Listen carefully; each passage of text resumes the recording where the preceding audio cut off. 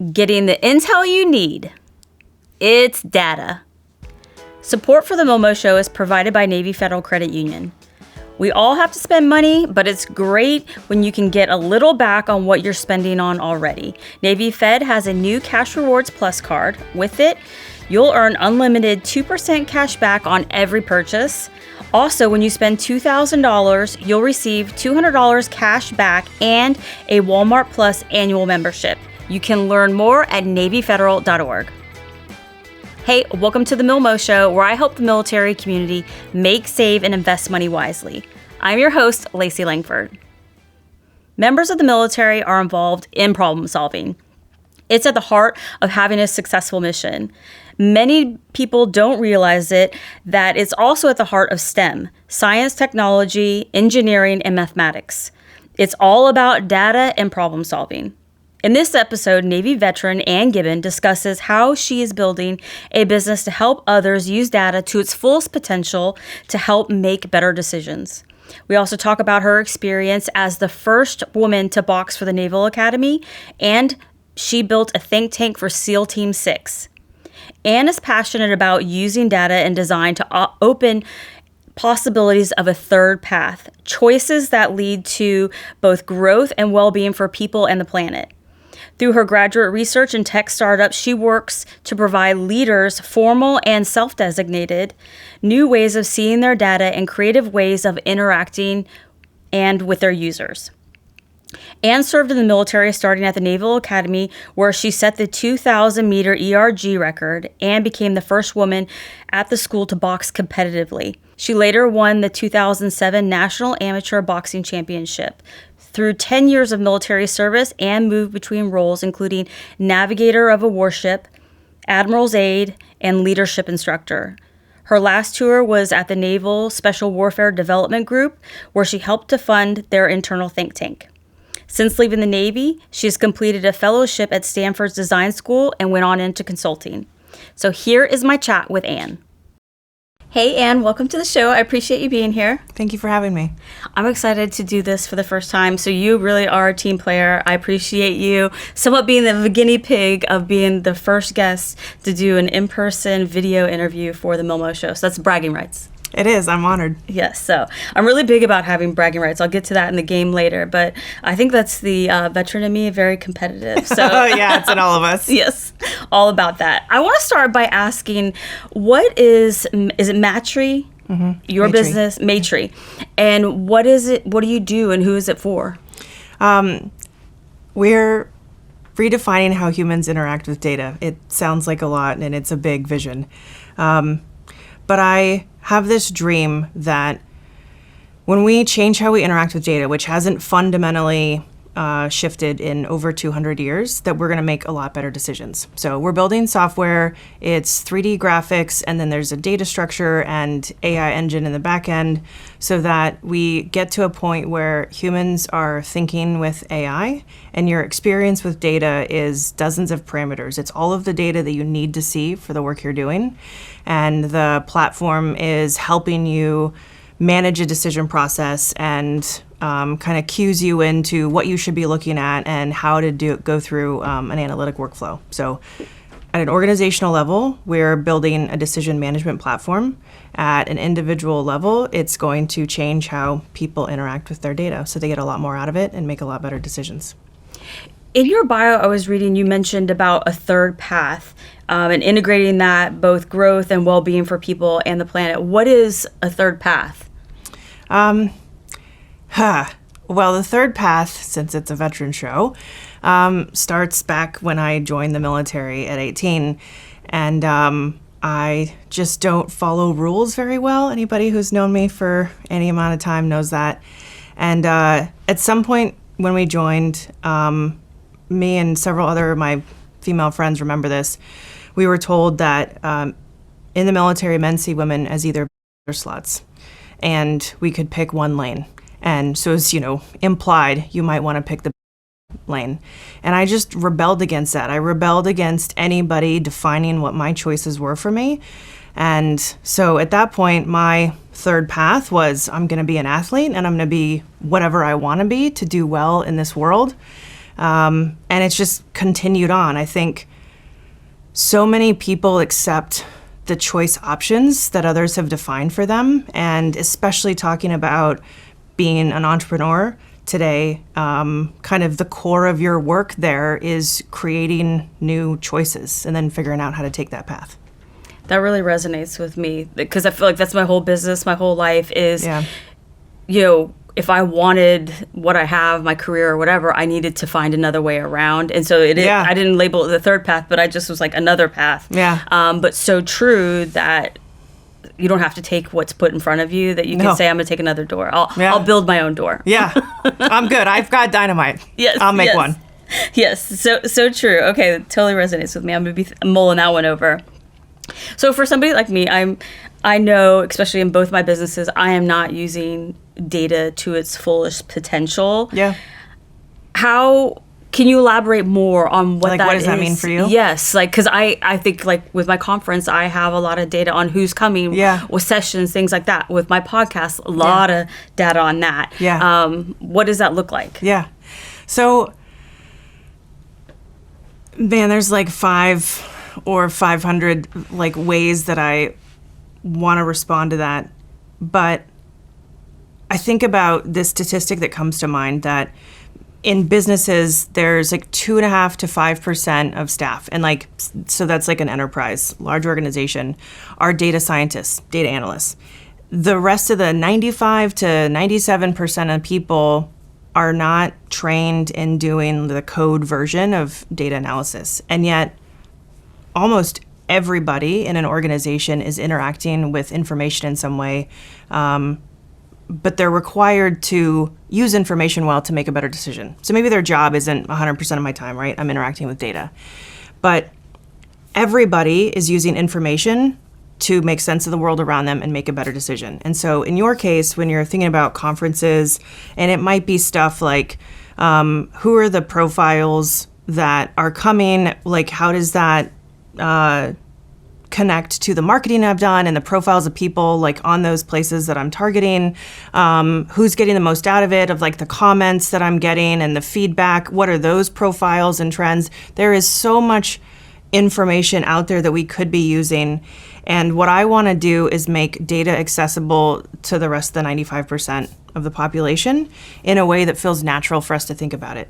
Right now, data analysis has pretty much solely been seen as this place of math. We're going to do statistics, we're going to do machine learning models, we're going to do algorithms, and out of that we're going to produce some statistics, some answer, and so we're going to do data-driven decision making. But data doesn't drive anything, it's an inert resource. And so coming from the military, I love the idea that, it's third path too, humans are the ones that drive the mission, they set the framing, and they need all the other tools like math to support that vision. But the math isn't going to drive something. So I saw an opportunity for software tools to be able to connect humans and their kind of goal-driven behavior. What do I want to accomplish? What are the trends that I'm looking for? What are patterns and clusters? And to interact with data in a way that made sense to them and how they thought about their work versus, I have to twist my mind into understanding statistics in order to think about the work that I'm doing. So making data more consumable for the questions that you want to ask. I love that because I feel like I know I could do better. I have information, but one, being a one-lady show, have a small team, not having the time or the manpower to process all of that.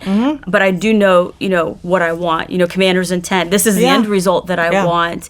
But being able to use more data to sort and get to my end results would be helpful, but not, and there's some things with AI, that's helpful now. Yeah. But there are things you don't know what you don't know. And that's, to me, what's really cool about what you're doing is it'll help cover a lot of blind spots for people. Yeah.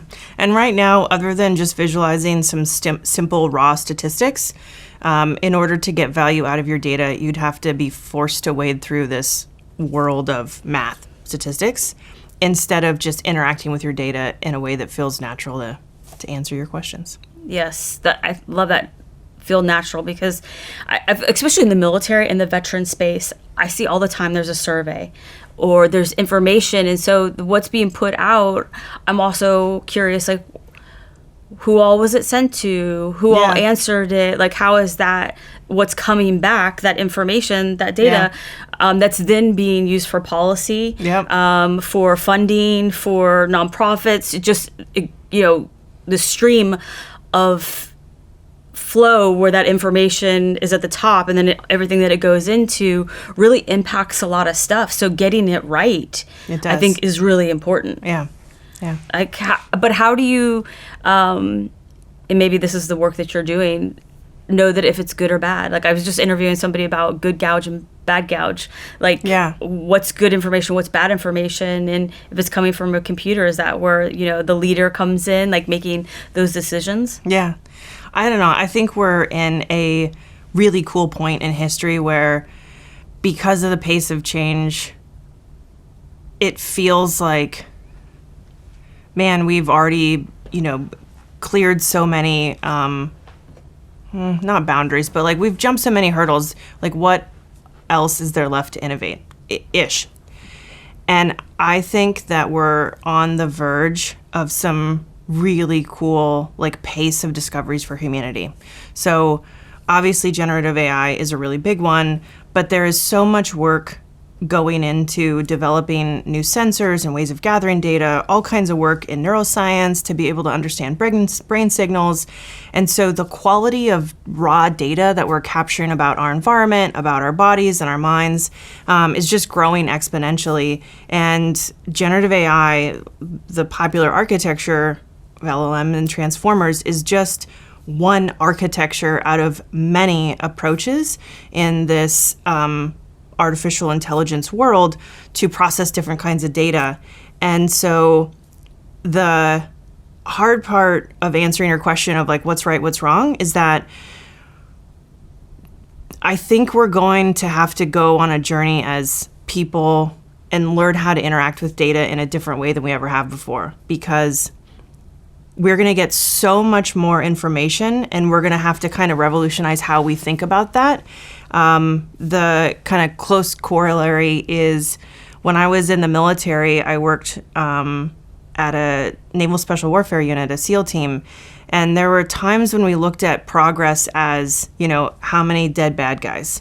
And we would talk about going after the network, but it took kind of a shift in thinking to go, I can say I'm going after a network, but in order to really do that, my measures of effectiveness aren't dead people, it's measures about network analysis. So things like centrality measures and eigenvector values, which require, in layman's terms, it means I don't care about the individual so much. I care about the flows of money, bomb-making knowledge, recruiting, those pipelines through the network and disrupting them more than I care about this one metric.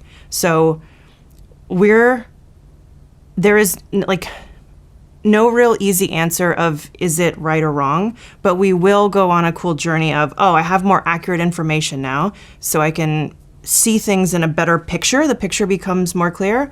And then we're going to get kind of fluent in reading that picture. So it's those two things that are going to happen. Instead of data that feels like you're looking through mud, you're going to get better data, so the picture becomes clear. And then it's this kind of new language and a way of thinking, because we're just constantly watching these evolving systems. So there's never going to be one static right answer.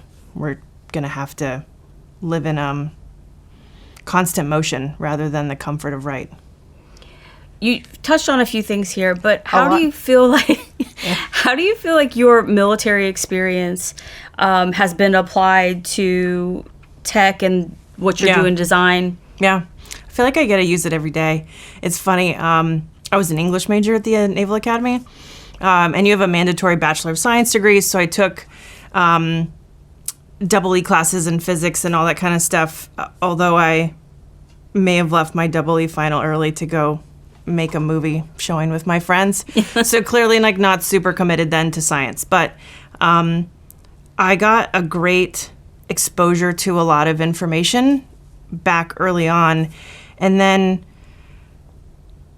I loved learning all these kind of real world applications of STEM, information in the military. Like I served on a ship, and that's when engineering becomes really relevant. Whether it's naval architecture, engineering a ship and understanding like, oh, I'm in the Coral Sea and the storm is predicted to have, waves of 11 feet. With this ship and, the amount of fuel we have on board, is that survivable? Or do we need to like change our course and move around the storm in a different way? So yeah, and interestingly, the Coral Sea is one of the places where we've had some of the most like capsizing and sinkings of Navy ships because of storms. There was a lot in the World War II. So you knew you were like sailing over graveyards. Anyway, so information started to have real world consequences. And then with my work at the SEAL team, I got super interested in data and what it can do for you and the kind of superpower you have if you start to understand information. So on the like information side, it was the real world applicability that kind of drove my curiosity then. I feel like that's where I'm at in business, I think, is really realizing how important data is. And I could go much further and be faster, more effective, help more people if I could wrap my mind around this. But it is a lot. Like there's so much to go through. So when you described it as mud, I was like, that is a really great description. Yeah, it feels like that. Yes, it does feel like mud, like you're trying to move through it. You mentioned it there. I wanted to ask, while you were on active duty, you helped you helped found this internal think tank for the Naval Special Warfare Development Group. What do they do, and how did that come about? Because I don't know, is that a group of people that think? Because that sounds super cool. But I think that's wonderful that you found something that, again, that you're going into data and like sharing that. Yeah. I got to interview to go there. I think it's unclassified now, but it's colloquially known, right, as SEAL Team 6. And I got interviewed because I used to be a boxer. And so they're like, well, we won't run her out in the first week. And so when I got there, this sounds wild because I was 30, but I literally could not contribute any more than changing the font size on a PowerPoint slide. Yeah. Because I just hadn't done anything related to naval special warfare before that. I'd been on ships, I'd been an aide, I was teaching leadership class. And so I felt terrible. I would say you can't imagine, but I'm sure everybody has this moment. But that terrible experience of being at a place that is one of the most elite institutions on Earth with some of the most ambitious, hungry hunters around, and your only contribution is font size. And so I learned quickly, and I had some people there who were really helpful to me and brought me, off to the side, and they were like, this, and this, here's how it works. And then some people were like, hey, we need campaign plans written. We're, doing some different work, and those haven't been written yet. We've done some of the groundwork, but in the military, at least when I was around, SEALs didn't love to write. They loved to plan things, whereas in the Army you have strategic planners and there's a whole MOS related to that. We didn't have that in the Navy. So they were just like, hey, chick, you had an English major and you seem decently intelligent, you write this. And so then that snowballed into the commanding officer who was there at the time wanted his own CAG, a Commander's Action Group. And so myself and a master chief were the people that co-founded it. And then there was a retired Army colonel who was a deputy commander there, and he was kind of our boss, and we worked with him on that. So it came out of this kind of evolution of hey, we're doing different kinds of planning now. We need to think about our work in a different way. And so we need an internal think tank to kind of help us reframe the way that we're approaching planning. Yes, I could see that need to go beyond just dead bodies. That this is, communications. There's so many other things. And I don't, depending on who's listening to this, do not mean to make it sound simplistic, but But just sometimes you look at a slide and you'd be like, oh man, like that's not how we're gonna that's not how we're gonna win this thing. Yes. Yeah, no, I completely get that. And that resonates with me too. I worked for NATO actually when I was on active duty, and I was doing the slideshow. So, but it got pulled aside and got taught a lot of stuff about the impacts of war, the culture, history, politics. Like I got really schooled up. So getting put in that opportunity, didn't see it at the time like, oh, I'm just putting together slideshows. But some of those slideshows, like things that were going on, like super important to the Balkan region. So, so you mentioned it, that you boxed for the Naval Academy, but you were the first woman to box for the Naval Academy. How did that start? Did you grow up boxing, or did you just give it a try? Oh, I grew up loving to fight. And when I was growing up, my dad used to say, when we were really young, like me and my 2 younger brothers, we wrestled with my dad. And then at some early age, he was like, oh, girls, ladies, they don't fight. And I was really sad about that. But I got to pick up basketball in junior high-ish, middle school, and I absolutely loved it. I got really lucky. My dad sent me to a personal trainer. He was a bodybuilder when I was 16, and so I got super strong. I'm so lucky that my dad did that. This is a random note that I'm love, but my bone density is in the 99th percentile for women, and I think it's sure genetics, but because at a young age I was in a guided lifting program, and so it's protected me. I haven't gotten broken bones. I feel really healthy, but it made basketball in high school fun. I fouled out almost every game. Some of the fouls I deserved. Some of them I was just a lot stronger than the other girls. I went to college and rowed for 3 years, and all I wanted to do was be the crew team captain, get voted in my senior year, and I didn't get it. And at the time, it was the most devastating failure of my life. It still stings. But kind of the universe had other plans. So we have a mandatory boxing class and swimming and wrestling, all that kind of stuff. When I was doing that my sophomore year, the school's boxing coach was the PE class teacher, and I am very aggressive, and so he noticed how violent I was and how much I enjoyed that class. And that's a lot, because there was a lot of girls who were guys and girls who love that class. But he was doing some amateur reffing in town, and in addition to coaching. And so when he was working these fights, he'd see these women who were in the heavyweight class and just not great athletes. And he was like, man, that chick at school, she could win these fights. So he would send his boxers to kind of recruit me. And then when I didn't get selected as team captain, I was like, I'm out of here. I'm doing something else. And so I joined the team. So I became the first one, not because there was any particular push for women, but because he just thought I could go beat up on some chicks in town. So there was no female fighting that I remember there was it's not NCAA, it was the National Collegiate Boxing Association.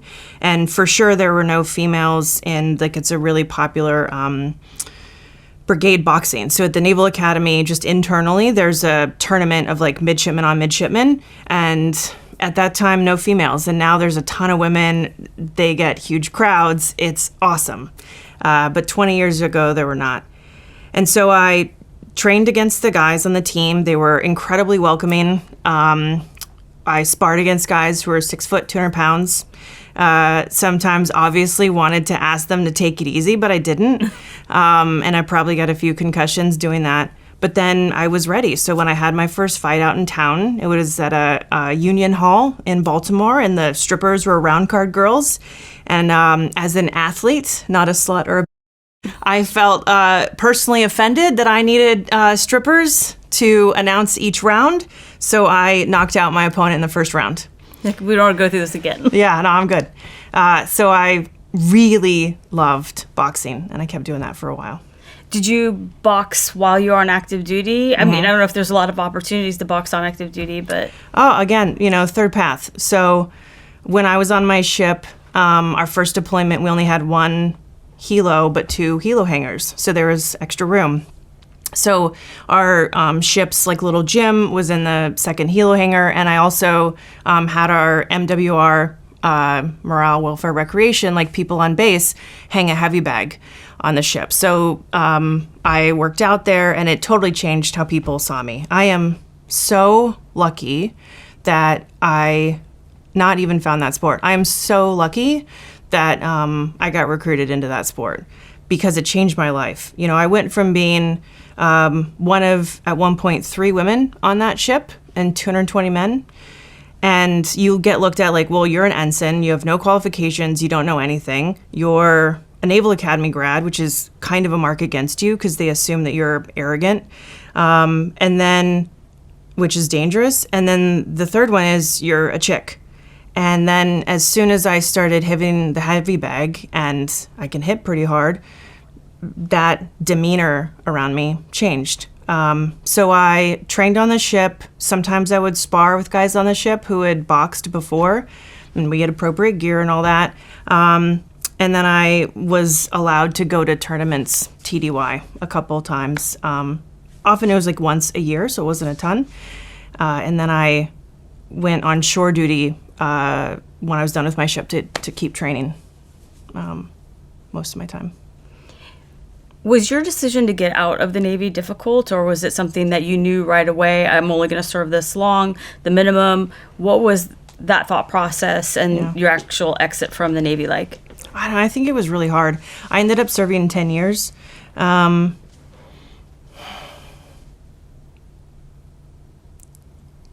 43, so I think it's my opinion, but people in my generation that came in around 9/11, it was just your whole life. You went to your friends' funerals, and there were constant deployments, and it was everything. And so to leave felt like you were being a traitor. But as time went on, I just felt like I couldn't find a path for me in the Navy. And I looked a bunch of different MOSs and roles.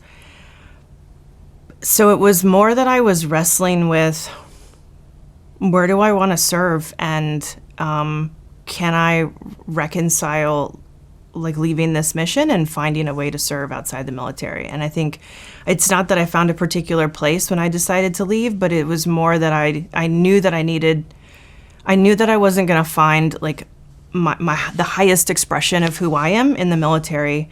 I needed to go do something different and find it outside. Did you know you wanted to go into entrepreneurship, or what was that path like? You co-founded a company. Yeah. How did you go from separating to doing that? Yeah. So entrepreneurship, what really brought me into it was realizing that I shouldn't be an... Sorry, you told me not to swear on the list, but I'm a sailor.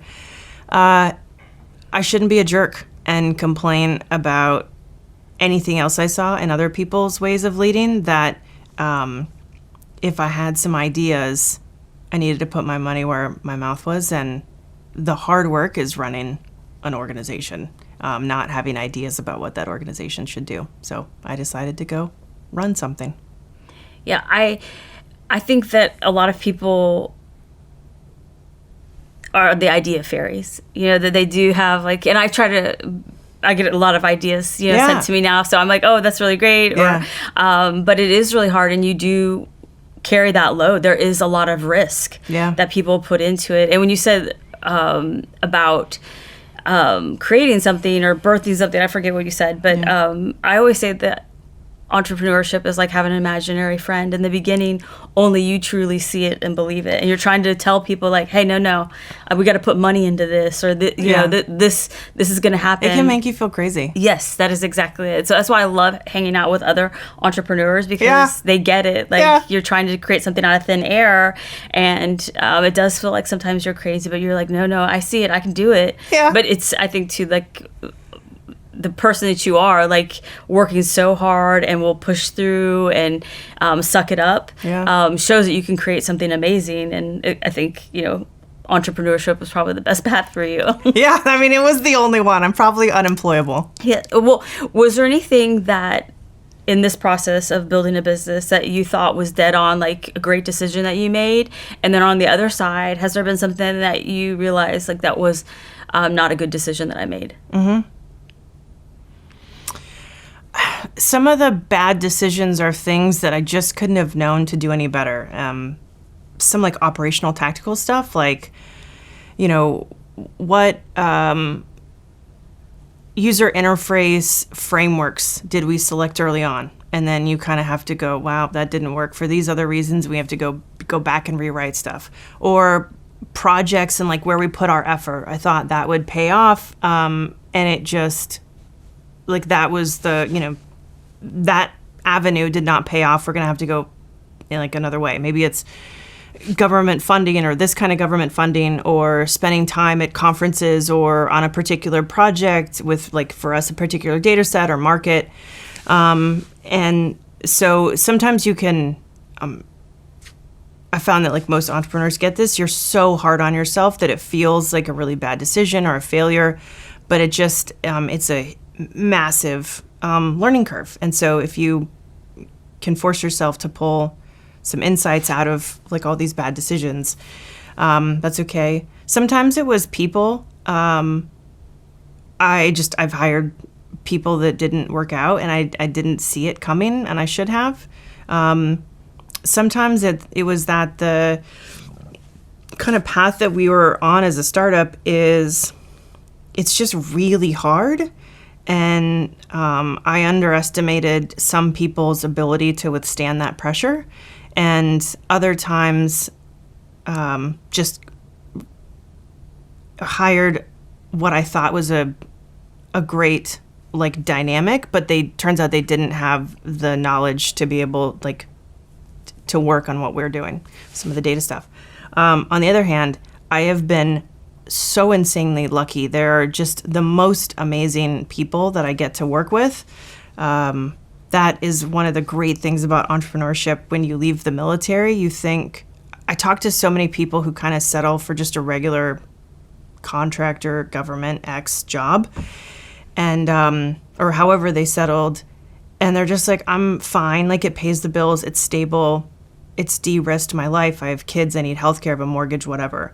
But entrepreneurship and having a mission, building this company, has brought me the kind of bonds that were as tight as I had in the military. So people have been some of my best decisions and my worst. And then some of my best decisions come into, I really love looking at like major shifts of paradigms. And so we're trying to build a big company. And so to do that successfully, I was listening to a podcast this morning, Acquired. They were talking about NVIDIA and Jensen Huang, and he was saying that if you're going to build a great company, you have to do it in something that nobody else has done. Why try and fight over scraps with other people on something that's already figured out? And so in order to build something that nobody else has done, you feel a little bit crazy, but you also have to accurately spot paradigm shifts. And so I think the thing that we're doing of, it's a wild thing that how we interact with data, like the chart designs we look at, have not at all evolved for over 200 years. You look at like 1800s, you see the same little histograms. They're hand-drawn, it's ink. We have better graphics now, but it's the same exact way. And so one of the things that we believe is that we've finally gotten to a point where there's so much data, there's so much processing power, that it's finally time to correct this paradigm of how we've been interacting with data. So that kind of pie in the sky like thinking, it's not one good decision, but it is some of, I think, the core work of a founder is understanding which paradigm shift changes you're betting on, and then to be right on that bet. You mentioned about being hard on yourself. Do you think as things have grown that you're a little kinder to yourself as a business owner, that mistakes or things like that? Because some of the things you just don't know to know. And, I think over time that might get easier to handle. Actually, I think it's that I have a tougher skin. I've probably learned it's just a waste of time to have negative self-talk. And so the tough skin is like, oh, that didn't work. That's taking longer than it should. Instead of, it's almost easy in some ways. I know it's painful to experience of like, I suck, I hate myself, which I've sure done a lot.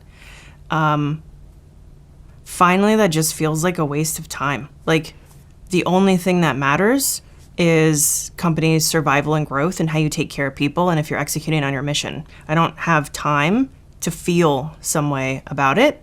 And so I think it's more that I've built a thicker skin to the experience.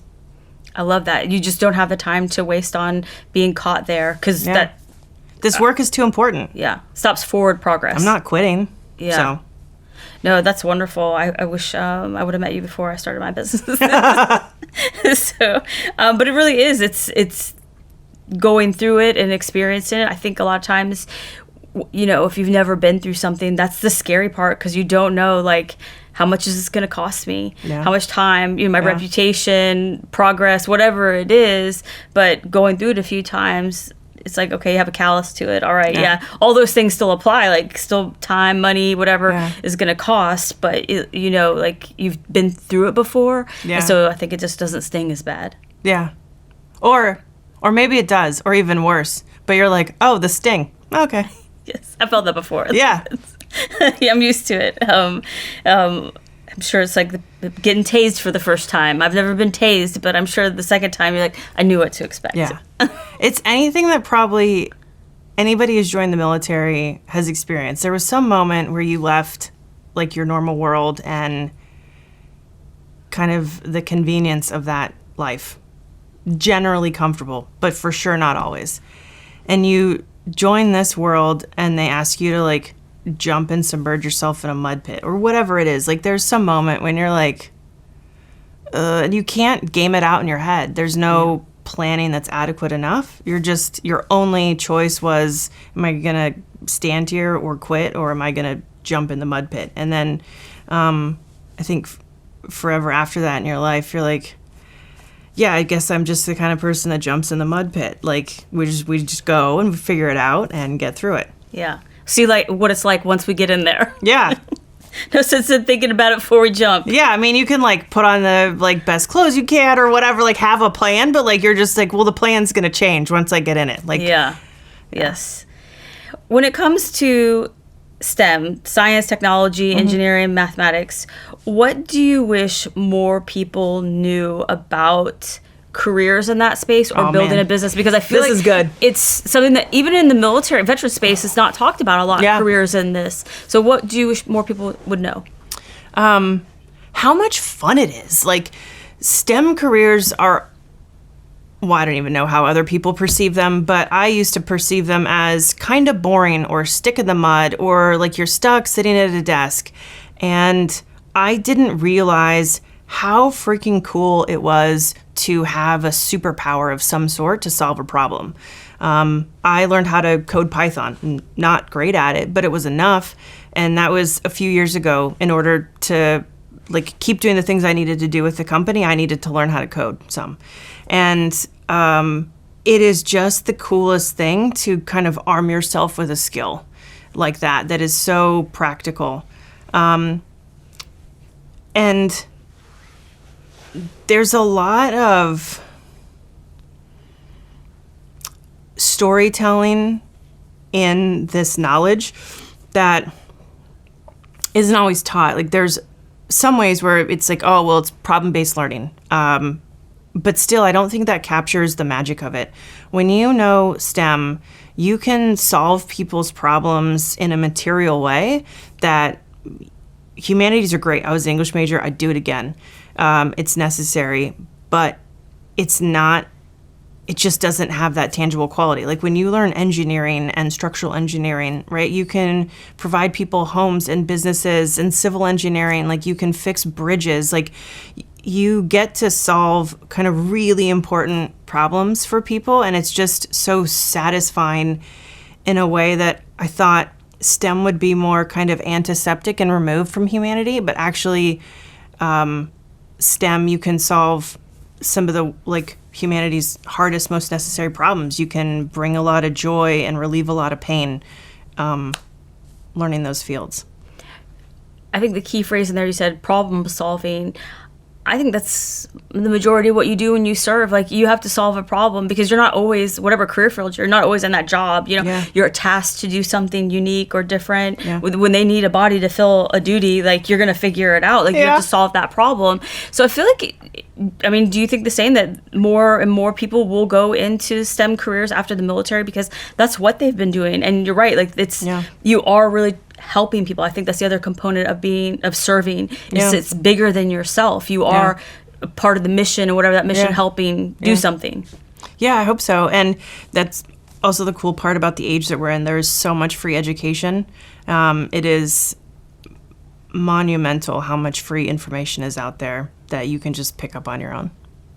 For somebody that's listening or watching, that's thinking about on active duty starting a business, or gets out and thinks, hey, I don't want people telling me what to do. I want to do my own thing. I've got great ideas and I have the discipline to execute it. What's your advice for them? One is to be pretty ruthless about what your boundaries are financially and risk-wise. And then that will guide some decisions going forward. If you have to bring in a certain amount of money every month because you've got mortgage and kids and you're the sole provider, that it's not like it limits you, but it does put boundaries on the amount of risk that you can take. And then I think knowing what you want out of your life, like what scale are you going for? Do you want to make a few $1 million and be comfortable? What kind of life do you want to lead? Do you want to be working 12 hours a day, 6 days a week? Do you want a life where you're tied to the business? Because those are pretty important choices to make. Like entrepreneurship, there's a lot of pieces about it that are great. There's a lot of positives, more freedom to control your time and what you do. But it comes with a really heavy yoke. And unless you want that, you should try to find something else to do. There's no one path, but there's so much out there about like how to market it and start your business and the legal formation and so many things. But at the end of the day, it fundamentally comes down to what can you sell and does somebody want to buy it? And so a lot of people coming out of the military, they're used to being, maybe not individually, but the military is a place where if you can sell an idea, you can potentially get funding or backing and verbally sell it, like write a good PowerPoint, right? It's a bureaucratic place. And if you can make the case and know the person and you're convincing, that often wins versus need. How many times have we used stuff that we didn't need, or we know of big government programs where a tank was bought or whatever, and that's not what was needed. But entrepreneurship is a place where you have to get really close to the person that's going to buy your goods. And it's not about you having what feels like a good idea to you. It's about being as close to the person who's going to buy something from you, and then getting to a place for me where I was really proud of what we could sell. So it didn't feel slimy, because that was something I think I had to get over after getting out of the military. Like the act of selling felt super slimy, like you're trying to kind of get one over on somebody and take something from them. And it wasn't until I got far enough down the path where we'd made a lot of value with our software. And I just been doing this often enough that you're like, oh, wow, like I love what we do, but I really love the experience of solving somebody's problem more, and for us making it easier for somebody to work with their data and find insights where they're like, holy crap, like I didn't even know that was a problem, much less like be able to understand the edges of that. So entrepreneurship, like not getting excited about your product, getting excited about the problem you're solving for your customers and spending time with users. Even if you don't have something to sell yet, spending as much time in as many different ways as possible, understanding how you can solve somebody's problem. That was such good advice. Right from the beginning, getting ready for risk, I think, is so important. I didn't know that, like, mentally, and I mean, the finances, obviously, but getting prepared for that. But what you just said right there about the user experience, I don't think people really spend time there that they should. Like, I've noticed that, you know, with listeners of my podcast, people at my conference, like coaching clients, if you are creating a product, whoever's using your product, but a lot of people don't really. Everybody. I do. Like, it is terrifying. It's hard. I have to like force myself to do those things because it is so much more comfortable to spend time in your ideas and like trying to like smooth the edges and make it perfect. But unless you're in contact with the real world and somebody going, I don't get that. I don't see the point. Why does it do that? That seems like it's hard. And you're like, fuck. Yes. Yeah. But when you do that, spend time there thinking about their experience and what they're getting out for the investment that they're making, those are probably where your bigger gains are. Yeah, and it wasn't even, to your point, thinking about it. It was the experience of being with them. So the conversations with somebody, showing them their data in a different way and watching them go, holy crap, I didn't think we could do that.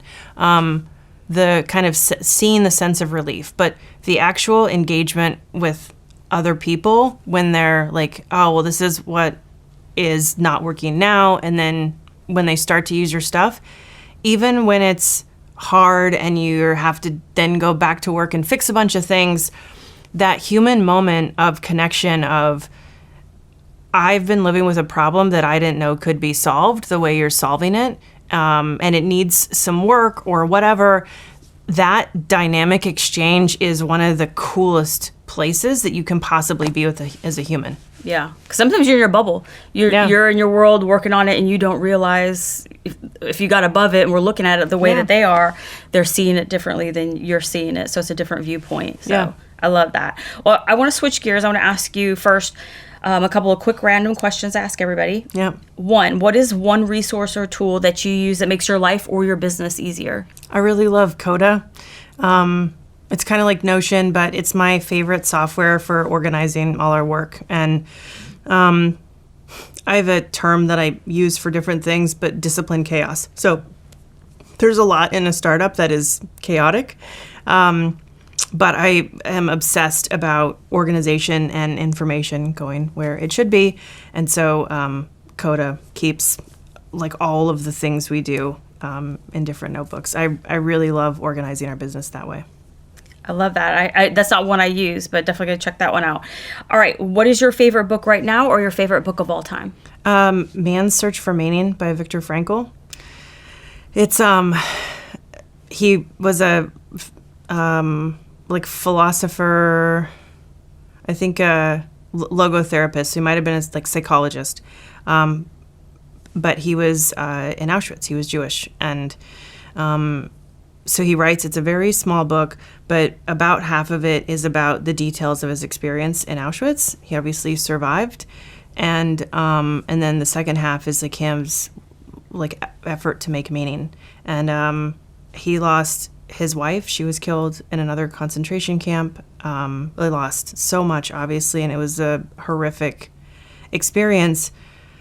But the way that he processed it to find meaning in it is it's one of the best books I've ever read, because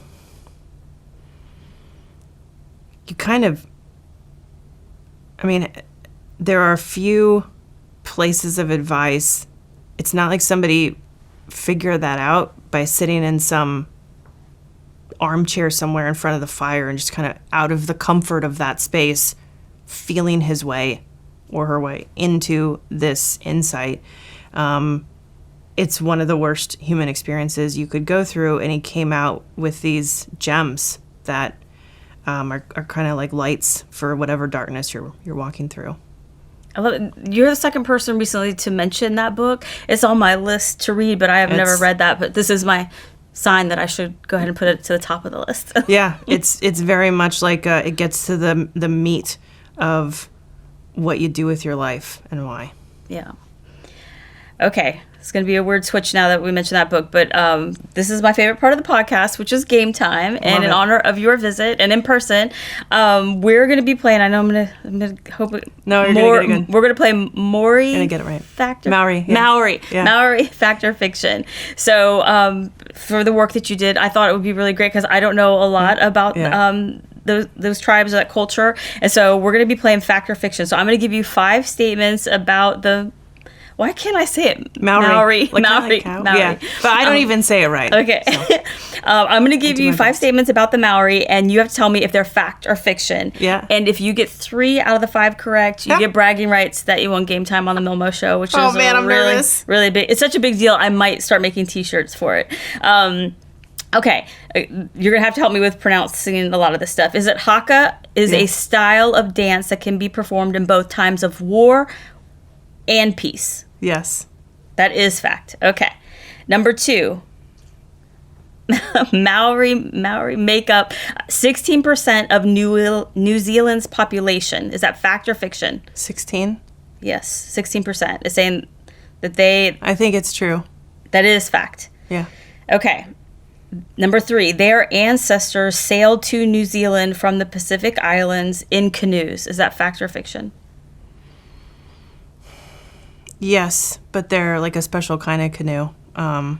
Okay. The waka, yeah. Okay, yes. I didn't have all of that, but I thought... Yes. Okay, yes, so that is a fact. It didn't say what type of canoe, but I imagine that was a large They're really trip. cool. It's... Yeah, it is wild that the Polynesians navigated the whole Pacific Ocean before there was GPS compass maps. They were geniuses at navigation. I was Air Force. I wasn't Navy, but I mean, because just being out on a ship, the ocean is very humbling. Yeah. So I can't imagine what it was like to get into a small canoe and make those type of trips. So no way. It's incredible knowledge that they had built up over time, about the winds and birds and clouds and seas, and it was incredible amounts of knowledge that sometimes we just kind of gloss over, like, oh, they did that. That's like celestial navigation. Like people don't realize how incredible it is. Yeah. Brilliant. And that was really passed on. Like you have to be taught that, and I'm sure there's probably a YouTube video for it now. But yeah, I know. I don't know. So okay, so you have them all right so far. Number 4, their traditional tattoos are known as Mocha. Yes. That is a fact. Did I butcher? How do you say it? I think it's Tamoku.